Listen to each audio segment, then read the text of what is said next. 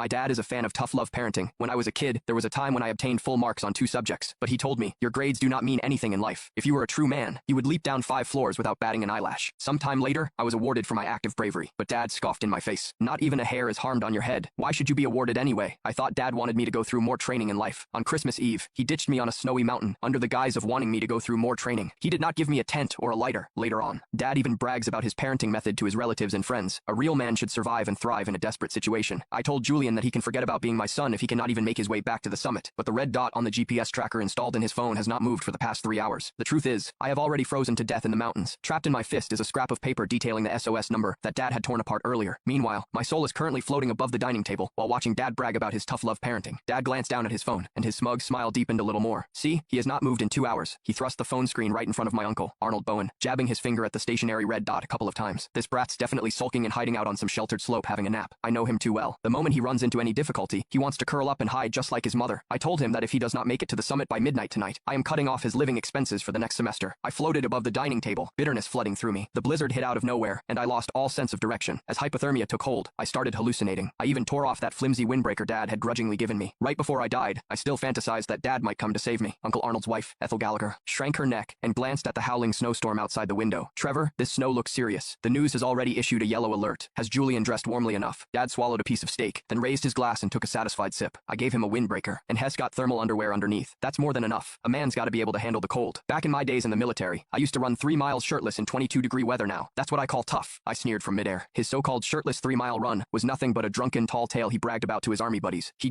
turned his own drunken fantasies into truth, and then mercilessly imposed them on me. But Dad, I was already stone cold dead. I floated right in front of Dad. I wanted to tell him that I had tried my hardest, that I had wanted to keep climbing, but my lungs felt like they were exploding, each breath like swallowing knives. My legs had gone numb long ago, all because of the single-layer hiking boots he forced me to wear to toughen up my will. I screamed right in his face, Dad, I am cold, so cold. After muttering something under his breath, he picked up his phone and held down the voice message button. Julian, quit playing dead. I see your location has not moved. Are you staging a sit and protest against me? Well, let me tell you, it will not work. If you are not at the summit by midnight tonight, do not even think about going back to that crappy college of yours. You can go work on a construction site instead. His finger lifted, and the message was sent. I stared at that familiar chat window. The last message was still the one I sent him 3 hours ago. Dad, I cannot breathe. Is the medicine in your bag? I think I forgot to bring it. His reply was, medicine. I already threw it away. That stuff's a crutch for the weak. Just tough it out. It will pass. In that moment, I fell into utter despair. I kept climbing in the snow until the last trace of warmth drained from my body now, floating in midair. I stared at the face of the man I had called Dad for 20 years. Suddenly, he felt like a complete stranger. This was my dad. To him, my life was worth less than a plate of appetizers or a topic to brag about in front of relatives.